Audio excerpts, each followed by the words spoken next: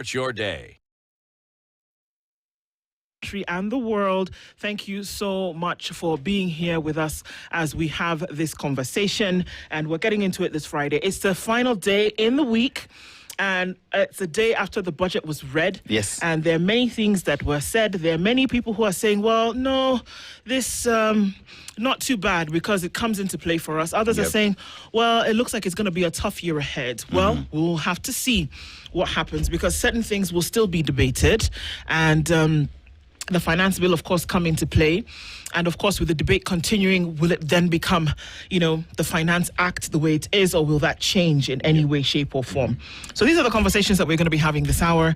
And we're going to get into it today proper and look into the details of what then happens next. And to help us out in that conversation, already in the hot seat this morning is the the Chief Executive Officer of the Kenya Association of Manufacturers, Tobias Alando, is with us this morning. Good morning. Good morning. How are you doing?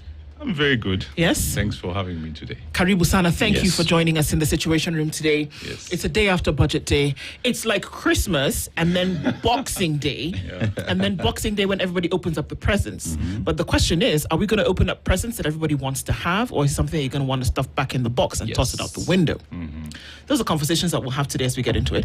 As you know, Dennis goes around the African continent every week. He comes back from a different country with their proverbs. We'd love to get your interpretation today. Today we are in Guinea. Very beautiful country. Capital is, you said what? Conakry. Conakry.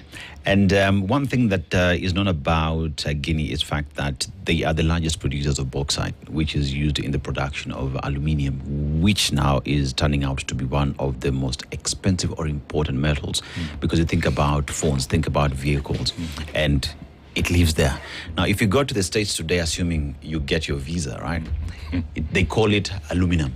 But if you go to Brits, they call it aluminium. So depending on where it is you are. But let's go to the proverb. The God says, what belongs to the sheep does not involve me until the butcher arrives. How would you interpret it? The God says what belongs to The sheep does not involve me Yes. until the butcher arrives.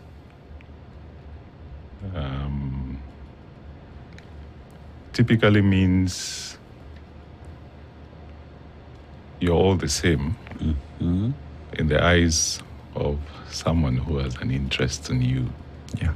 So they all meet ultimately. And the butcher will definitely slaughter both of them. Yes, irrespective of which one is a sheep, which one is a goat. Yeah. Yes. So if the sheep was trying to run away, perhaps come up with a strategy to run together. To escape, yes. Yeah. Exactly. Well said. Indeed. All right. Tobias, it's a day after Budget Day. Correct. For a lot of the numbers, generally speaking, people were, whether involved in the sector or got a little bit of information out of the media, you kind of knew where some of this money was going and maybe where some of it was going to come from. And then how it's going to be spent, you kind of had an idea. Maybe on the expenditure part is a totally different question. But then with the reading of the budget, then it became very clear what those were. Yeah. And we'll get into some of the details of all of this. But coming from the Kenya Association of Manufacturers, but as well as the economy in general, where we know that in order for an economy to grow, that there's certain things that you must do. It's not a question of, can we get away with? No. You must do them if you want the economy to grow. If you're not doing those things, don't expect the growth of the economy. Now, looking into those and looking into what the Cabinet Secretary wasn't able to deliver yesterday, do we see, or what do we see, and how is this welcomed? So it's a mixed feeling in terms of the budget, but overall you look at what I call the microeconomics. And for the last couple of years, we've had a stable interest rate, which is very crucial at 129 to the US dollar. And then you also look at the inflation rate, which is at 4.4. And lastly, you look at forex reserves, which Kenya has about 13.7 billion USD We have our investors or members operating in other countries where you are queued to import raw materials because of inability accessing dollars. So that stability is really important. And we've seen that in the past couple of years. The question is, as we move to the next couple of years or the next year based on this budget, 4 trillion budget, are we going to have similar stability of the macroeconomics? We have a budget deficit of over 1 trillion for the first time. How are we going to fill in the gap? Yeah. And that's a major question. Of course, there is a conversation in terms of look into private sector investment to fill in that gap, but private sector will require to be assured of one is stability of the economy for anyone to put in that money to fit into the deficit. So there are a couple of questions that we definitely have. And if those questions can be answered, then I can confidently lift my thumb and say, this is good or not. Why would those questions not have been answered? Because he did give reasons. He talked about the 1.1 trillion shilling budget deficit. Yes. He says it was says that he was cautious not to impose any or many punitive taxes. So perhaps we're not going to come back to Kenyans and say, give us that money because, okay, we don't want people to go to the streets. But then he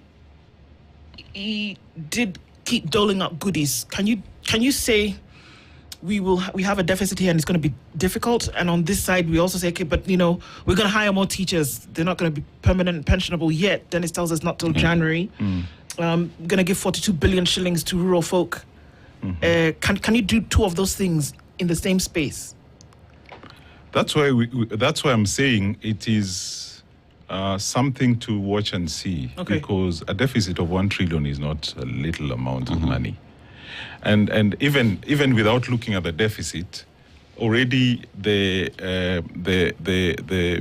planned collection, you're not assured. If you look at last year's, we had a shortfall of almost, we planned to collect about 3.5 trillion. We collected 3.2. So we already had a shortfall in terms of the revenue collection without even the budgeted deficit. So this year, you look at it and you're like, okay, are we going to collect what we plan to collect, first of all? If we are not able to collect what we plan to collect, how are we going to fit that deficit? That's why in the ministries they have said they're going to have zero-based budget. What does zero-based budget means? Means Treasury is not going to fund some of the ministry, department, and agencies. They are going to raise their revenue. And when they raise their revenue, we will have cases where we have had before, where agencies are raising levies. And who is going to pay those levies? The businesses. It means we are not taxing you on the other side, but we are going to tax you on these levies, fees, and charges, which, from where we sit, raises the cost of doing business for the manufacturing sector. Tobias, when you look at the budget, already, when it comes to raising revenue and the projections that have been put there, there is a high possibility that what has been stated as what we might not get there. So already we're getting in with the deficit of 1.1 trillion. But then again, if we do not meet the target, there is the second deficit, which will top up on the 1.1 trillion. But that notwithstanding, again, we look at the overall cost of doing business. There is unemployment that we have at the moment, and we are not seeing anything that has been geared towards improving on manufacturing, which would then bridge the gap and ensure that we have the unemployed get employed. Because we're not seeing even investment in energy, to say that we have enough power to invite more investors into the country. So when you look at the budget and all these things not being factored in, what are the stopgap measures then, if any? So I looked at the numbers, particularly last year's numbers in terms of jobs created. And my concern was, out of the jobs that were created last year, there were about 822,000 new jobs. But out of these 822,000 new jobs, most of them were in the informal sector. Okay. Meaning they are not in the tax bracket. So the burden of taxation still remains to the known employed people and tax and who pay taxes. These other informal guys, maybe they will pay other taxes in terms of consumption tax, but ultimately they are not in the tax bracket. And my question and worry is, how do we get them on board into the tax bracket so that the burden that typically is on the people we know that pay taxes can be relieved? Yes. And that is a question that we have. 87.2% of those new jobs are from the informal sector. And they are not in the tax bracket. You know, and this has all been, many have touted to be an election budget. And we know what elections does to would-be investors. Because everybody now, because they're getting into that political silly season, everybody wants to stay away, you know, because of what our elections have been before. Now, with that in mind and funding this budget, how realistic are we? How realistic is this budget factoring that we have elections?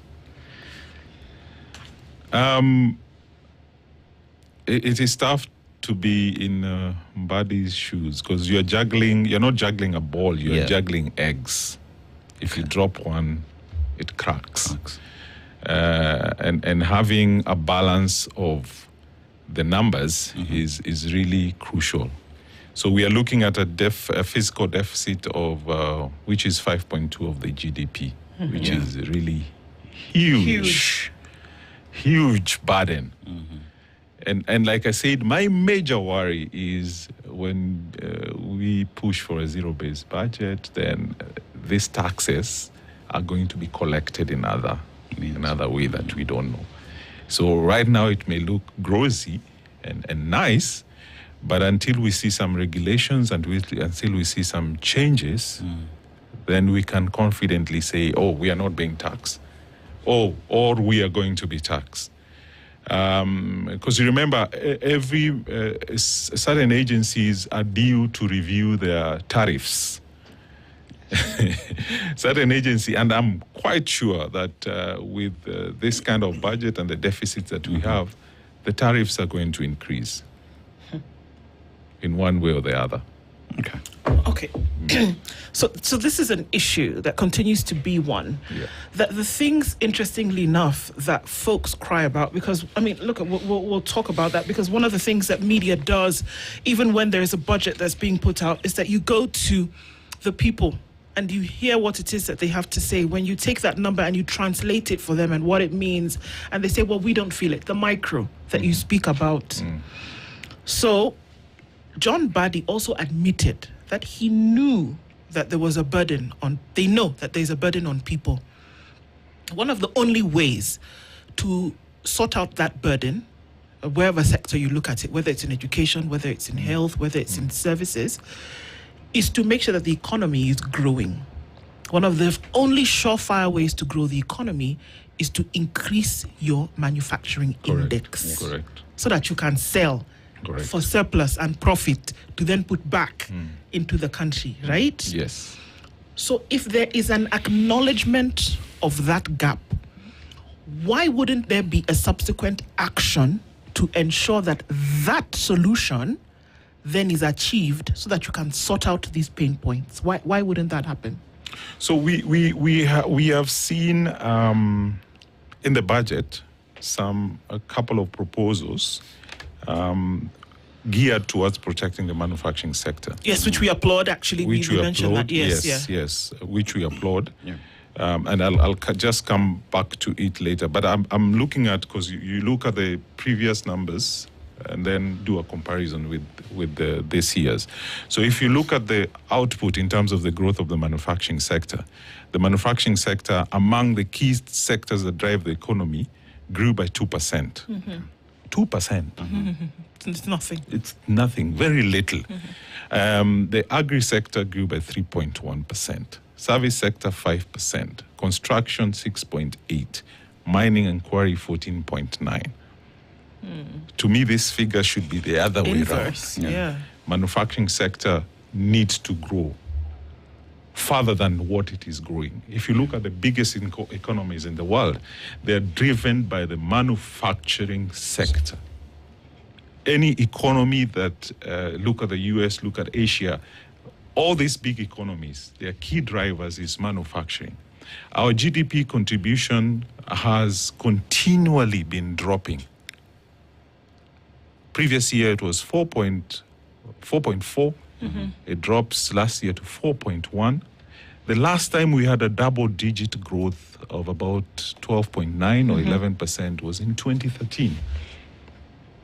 What are we doing to make that change in terms of growth of the manufacturing sector? And for purposes of clarification, sorry, Yes. Tobias, when we say manufacturing, because we often think manufacturing is just heavy-duty vehicles. Manufacturing is across board, is it not? It is From food to packaging to shoes to clothes. Anything that can be made is manufacturing. Yes. All right. Yes. So manufacturing is cross-border and it has potential. Yeah. Okay. And the ambitious plan we had, if all factors remained the same, was the manufacturing sector was going to contribute to 1 million jobs. Currently, we contribute to about 360 million jobs. 360,000 jobs. And the proposal was, if factors remain the same, we'll move from 360,000 to around 1 million jobs. Our contribution to the GDP in terms of revenue is about 350 billion Kenyan shillings. And the ambitious plan is to move 350 billion to 1 trillion. So you already see, and then move from where we are at 7% GDP contribution to around 20% GDP contribution. Okay.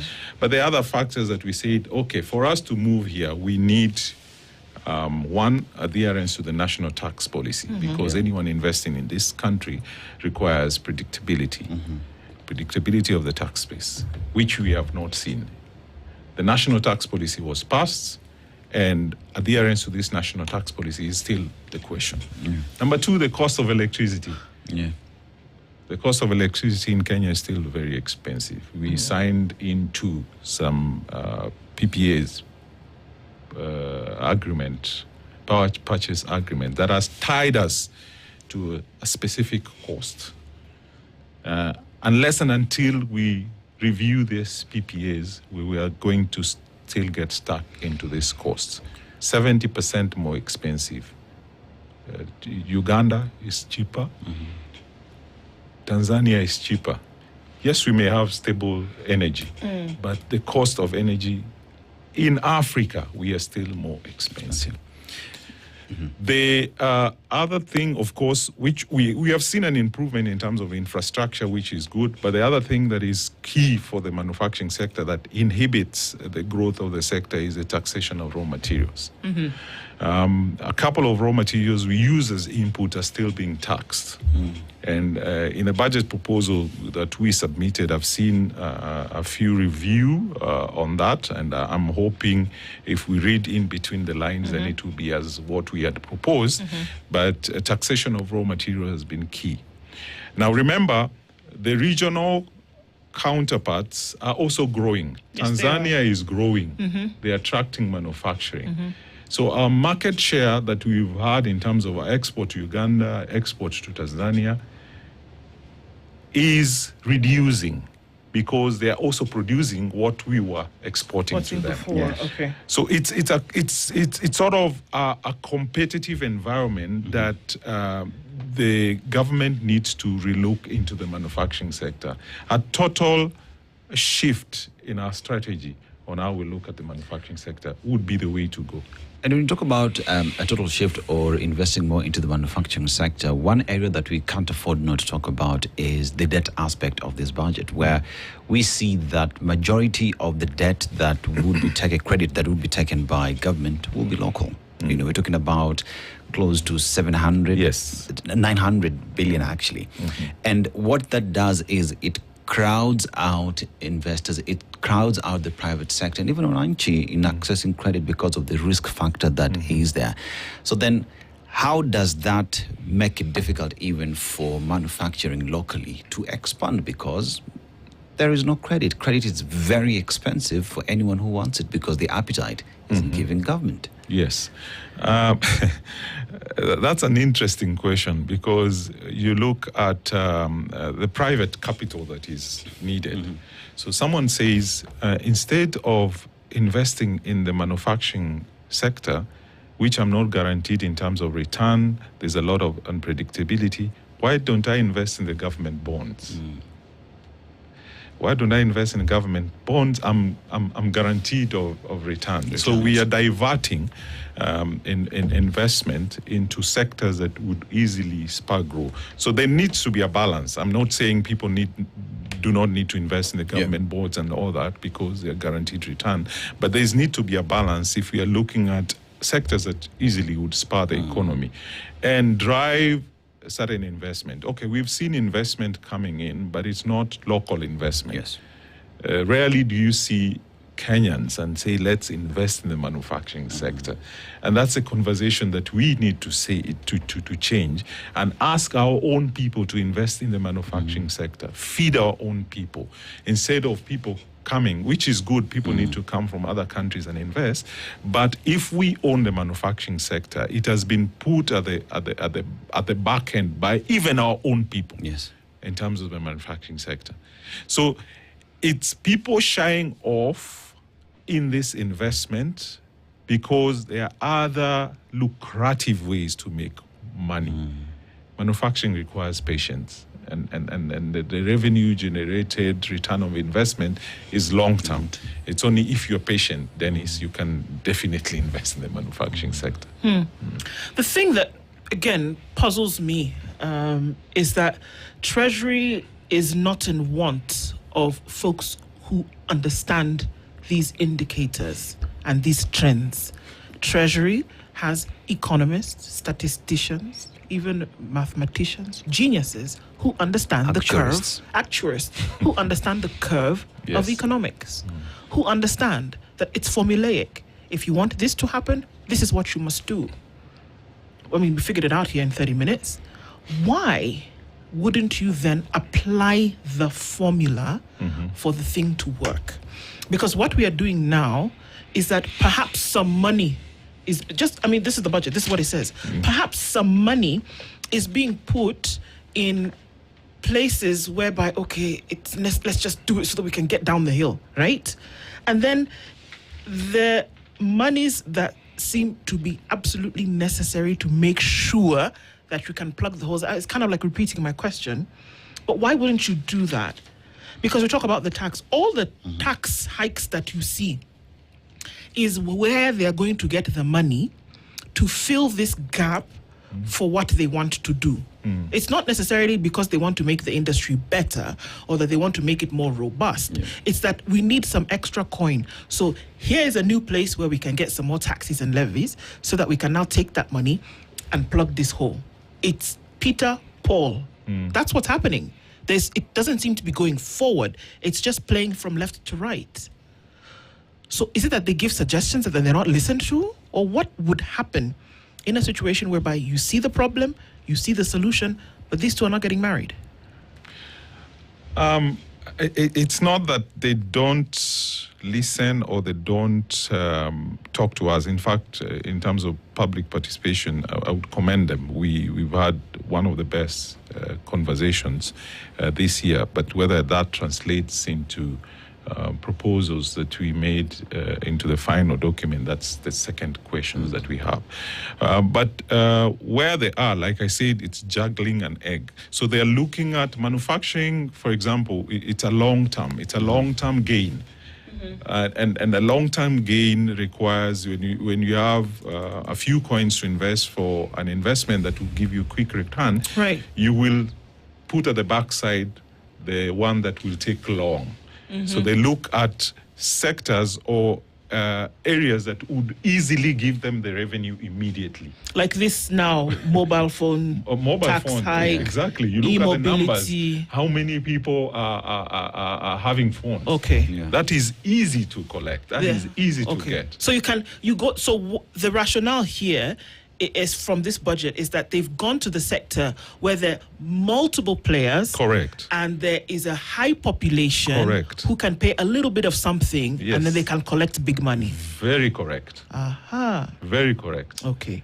How sustainable is that? Because everyone is using a mobile phone, Right. So and I'm not looking at a change that may happen that people will stop using phone. So this is definitely an easier way to collect. So you can then be assured You are sure that with no creativity next year, there will be yet the another numbers tax. will increase. Okay. Yeah. Okay. But you look at sectors like, for example, e-mobility. Yeah. E-mobility, one of the fastest growing sectors, and I appreciate that they have done in terms of removal of input taxes towards a mobile phone assembly, towards e-mobility, because this is going to be a key driver, even with the cost of energy going up. Yeah. Everyone now is turning into electric vehicles and electric motorbike, two-wheelers, and electric tuk-tuks, three-wheelers. But once again, we have many of these, I guarantee you there will be a tax. Yes. Yeah. So that's why also then there's an increase on fuel, petrol, because everybody's using it. So that's an easy place It to is go to easy to raise collect. the price and collect. Definitely. Okay. Yes. So,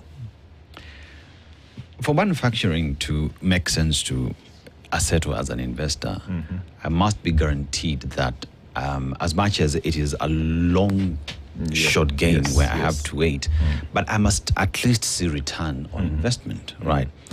But with where the country finds itself, where disposable income has gone down because of high taxation that you find, manufacturing or investors are saying, kidogo, Kenyans are not spending as expected. It does not make sense for me to set up business. It does not make sense for me to expand because I will have dead stock. So in terms of new levies, because there's no direct taxes, but there are new levies that have been hidden left, right, center, which has made Kenyans to just spend on what they need today. Today, right? yes. So with that then, and inflation as well that it keeps on growing, how easy or how difficult is it then to fund the budget? Because where Kenyans do not have disposable income to spend, then you do not have much more collections. I think we're on record even joining the proposal that Kenyan Bankers Association had of reducing income tax to certain cadres. The current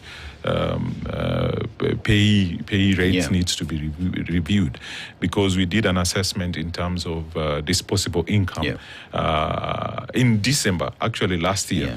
You look at December 2025, December 2024, in terms of how much a person is spending on certain common products, and you realize it reduced by around 20-25%. So if last year, because we know we measure our spending in December, so in 2024 spending was higher than 2025, and even in the previous year, because of this reduced disposable income, and it's through the taxes that came in, the housing levy that was there was the SHA charges that were there, and NSSF, so eating into your pay slips, and we had joined in the proposal that we need to reduce the income tax on PAYE, particularly on these lower cadre people to allow them to have a high disposable income so that they can buy our goods. Yeah. So otherwise we will produce and then nobody will be able to consume what we produce ultimately. Yet, despite that proposal, there was a promise that was given by the president that everybody who is around 30,000 shillings and below would not have PAYE, it would be removed. Yes. But yesterday at the budget reading statement, that did not exist. It's not there. The cabinet secretary addressed himself saying that, it's because I had prepared this thing earlier. The president gave this statement just the other day, but we will include it. But one asked the question, if it does not exist in the budget, what exactly are you telling us? So, what magic? There can be amendments, or when they're discussing in Parliament, there can be amendments in the budget, and that if that is done in terms of amendments, then that will be a great win for the citizen, especially the lower cadre category of people whose disposable income right now is strenuous. Yeah. I have to ask a difficult question. Yes. Where's the honesty? Because during the public participation, Yes. it was your proposal, not even the president. Correct. So the president was pretty much coming with that proposal after the fact that you had met with the relevant committees and gave the proposal. That the document in Parliament yesterday did not have your proposal in it. Yes. Where's the honesty? As manufacturers, where's the honesty? They have to be honest to us because we are keen on listening on every promise that they make as a government. And these promises or these proposals that we make are not for self-gain. They are for the common mwananchi. So any proposal that touches on a common mwananchi, I think, should be taken seriously. And jokes aside, I mean, if indeed he had made the budget statement before that proposal had come in, then he needs to honor his word and say this is what we're going to do about it. Okay, so if we look at the trajectory that obviously we know, so come the 1st of July, we get into a new year. This budget kicks in. There's debates in Parliament that's still taking place, still an opportunity for people to, send in their views. But is there any convincing that needs to be done to say, okay, really, if this is the way you want things to go, this is what you must do? Or are we just looking at now, surface level conversations? For me, okay, based on the proposals that we submit, we don't look at the surface level conversation. We look at data. And in this data, we look at the previous year's proposal, what impact has it had in the sector? And then we say, based on this, why don't you review? For example, there were taxes that were introduced on craft paper, one of the packaging material. And the proposal was there is already an investor that is doing those packaging material needs to be protected, which we support. And then a verification exercise was done previously, and it was found out that the investor is still not ready or is not producing the said packaging material. Then in that case, we need not to impose duty on import because this packaging material is crucial for our flowers, it's crucial for our avocados, it's crucial generally for our export. And based on that data, then we make a decision. Okay. So it's not about feelings. It is not about I want, you don't want. It's about the data and the research. So as a country, we need to be making decisions based on data and research, not based on personal interests of particular people or particular grouping. Tobias, as you say that, there was a national economic survey. There is a national economic survey that is done. The same Treasury, these folks that we talk about, are the ones that commissioned this survey. Yes. The indicators, the data that you talk about is put together in a report. This report is released to the public. So even before the budget comes into play, they know what the forecast is. They know what the indicators for a forward-facing economy are. They know what the pain points are. They put it in a report. One would imagine that data and information that you speak of, Tobias, is available to them. It should be the building blocks of the budget. Correct. So how can you have, they have the data. Yes. How can you then have the data and it's telling you one thing that should be the menu, but you decide to go left completely? Why would you do that? I really am stumped to understand. You have the information, you have the data, you have the indicators, you have the forecast, you have it all. Take it together, form a budget that makes sense with all of those things taken into consideration. But we don't. Why? That's very unfortunate, and I'm not holding brief for the National Treasury. Okay. I'm just saying from the policy space what we feel should be done. If we are going to make decisions based on data, then the country will move in the right direction. Okay. But if we make decisions based on what certain sectors feel, but even us as the Kenya Association of Manufacturers, it's not about our feeling, it's about the data. So we present it, and it can be questioned and it can be verified.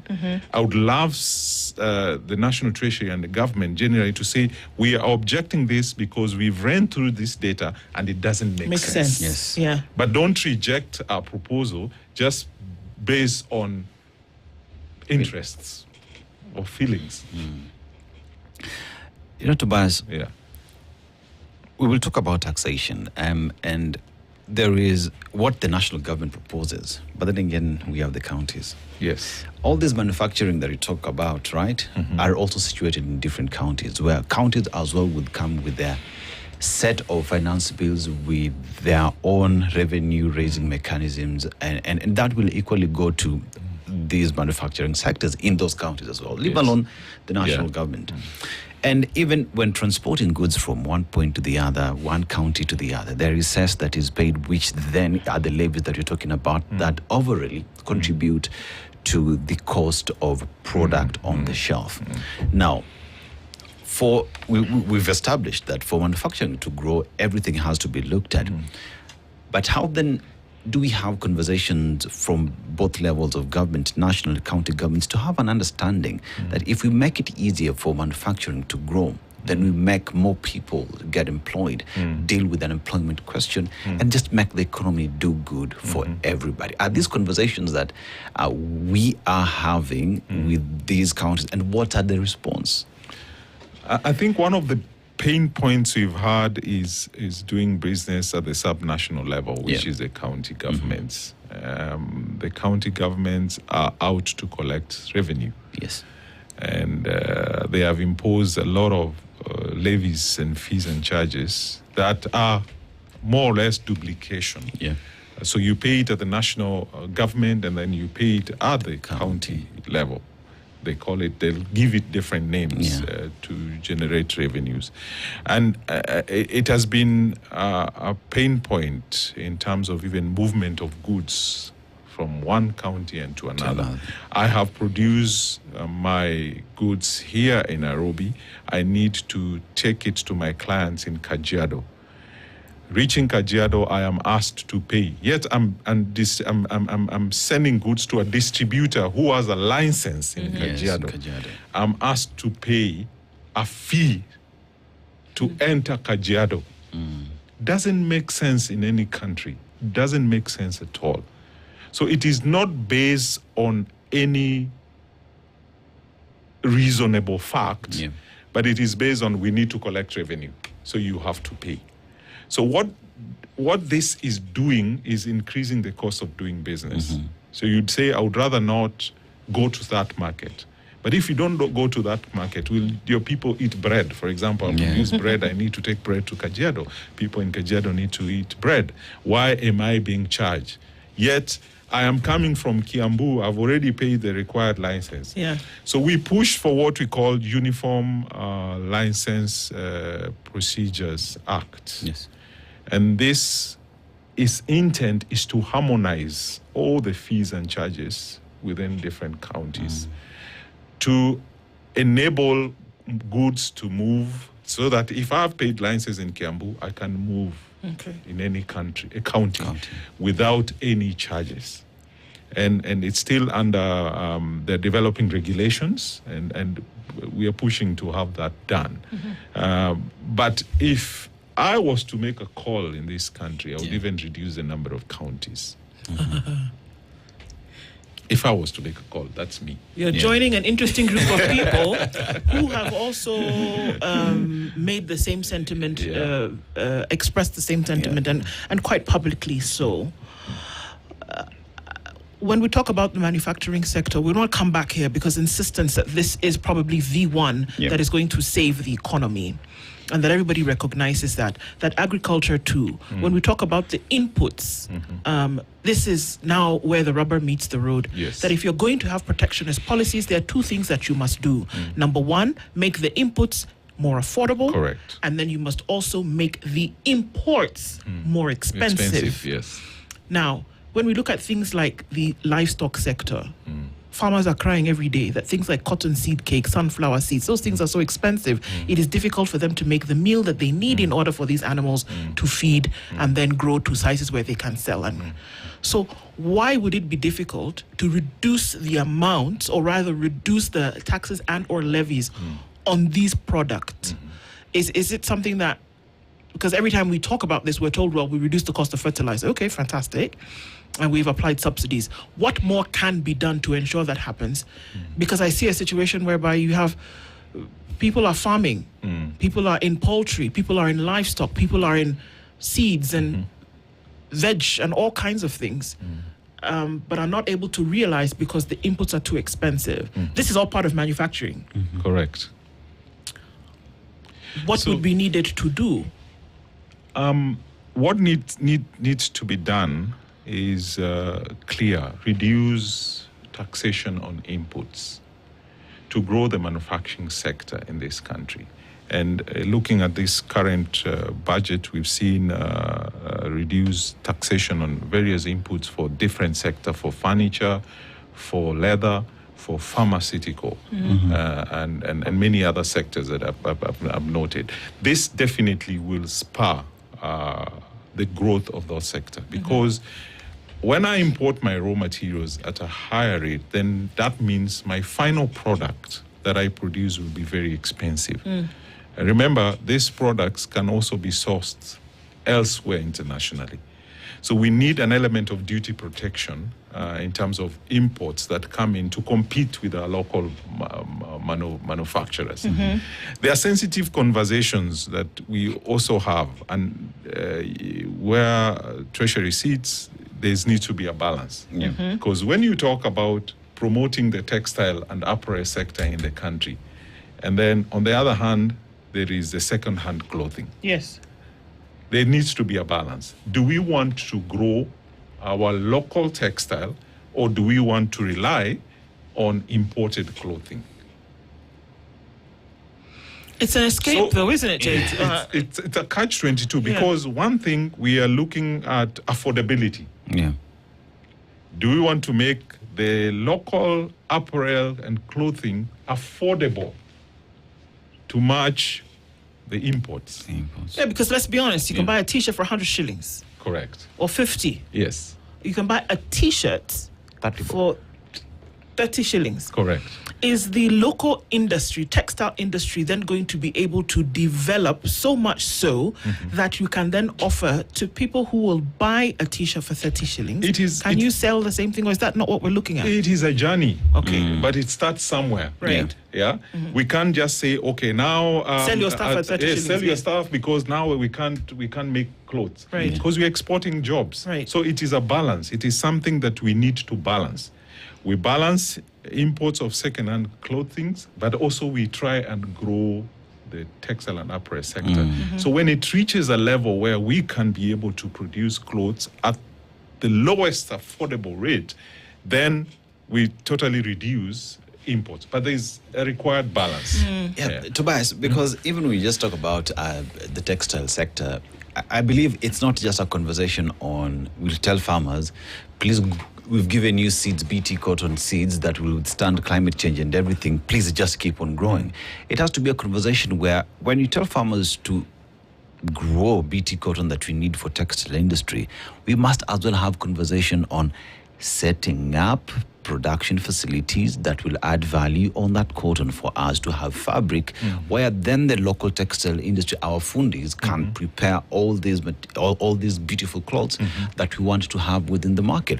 So that at the end of the day, if we are importing 60 tons of mitumba, we can say for the year 2026, we are reducing that to 40. Right. So that the balance comes from the local manufacturers. Because we can't have conversations of growing cotton if we are again exporting cotton to China, to Turkey, and buying clothes from them. It is counterproductive. I agree with you 100%. And that investors who wants to put in a ginnery to process this cotton needs to have an assurance from the same government that we are going to protect you in terms of imports.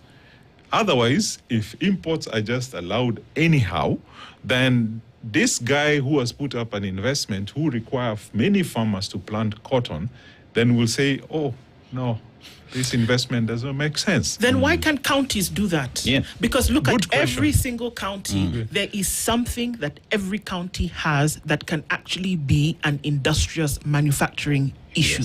Yes. I was in Kilifi and I saw women whose fingers had been burnt because of how they struggled to get the peels off of the cashew. Yeah. And that's an industry that could thrive. Go to Mombasa, you're looking at coconut, and you're looking at the oil, cashew nut, looking at the oils that the world is running after today. You look at honey from Kitui and Baringo, look at fish that could come out of Turkana. Everybody thinks it's just Kisumu. Pick a county, leave alone this non-creative way of making money by charging people cess to cross from Mombasa Road to Kiambu Road. I mean, for crying out loud. We talk about own source revenue. We talk about manufacturing, building up. Why can't counties be the ones to say, you know what we're going to do? Instead of all this business of shouting at us about recurrent expenditure, why don't you set up a ginnery? Make sure that the farmers in your county are actually planting cotton. Give them the concessions that they need. Get the thing done. Have a product then that is going to contribute to the textile. I mean, to me, it just makes sense. So it's a very good conversation, and I wish this kind of conversations would happen in the county assemblies, where the MCAs would raise this concern and say, why don't we have a local industry in our region? Yet we have all these raw materials. Because manufacturing growth definitely can easily happen at the county level. But we look for certain minor investment processes or things that would really not spur the economic growth in the country. We definitely need to open our minds and say, guys, whatever we're doing and the direction we're taking, particularly at the county levels, we blame the national government a lot on so many issues. But the rot and the problems and the challenges starts from the county level. Is this therefore then a time where, even in the production of the national budget, would it make sense if the counties as well plugged into that national budget? Because what we see is the national government would go around, the cabinet secretary, and they would come up with a policy statement. But at the periphery, the counties as well are busy preparing theirs that is not in one way complementing the overall budget. Because if you ask yourself, since we promulgated the Constitution, how much money has gone into the counties? 5 trillion. Almost 5 trillion. How much money has gone into the counties? What percentage of that money has just been going to salaries? Yes. And development is zero, nothing, is minimal. So I think we need also now to start questioning the county. That money that goes there would have spurred investment. Yeah. In fact, in my view, is to identify, like other countries are doing. China, if you look at China, if you look at India, we have regions who are very specialized. Yes. So you see industries set up in regions. Like, for example, in our country here, we have the blocks, the regional blocks. So you say in lower eastern region, let's invest in leather, for example. where all counties come together, put one leather pack. Not every county with their put their own leather leather, pack. yeah. Invests money in one leather pack so that economic effect has an impact on those counties. But here, every county wants to put their own small. We're not going anywhere. And that is the conversation, because I remember when the LREB, Lake Region Economic Bloc, was set, that was the idea around it, that what do we have? We have the lake. Can we have a fish processing a plant where we can and we can export? You know, you go to Mombasa, what do you have? You have the sea. What else do you have? You have crabs.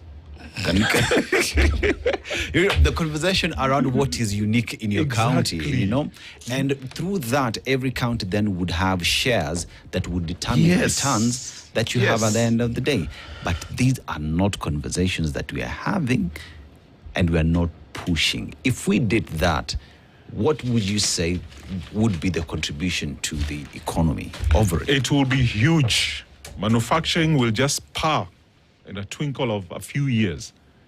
It will be huge impact if this county governments through the regional economic bloc sit together and say, let's do one investment and spur the economic bloc within this region. Put all those resources. Even service, for example.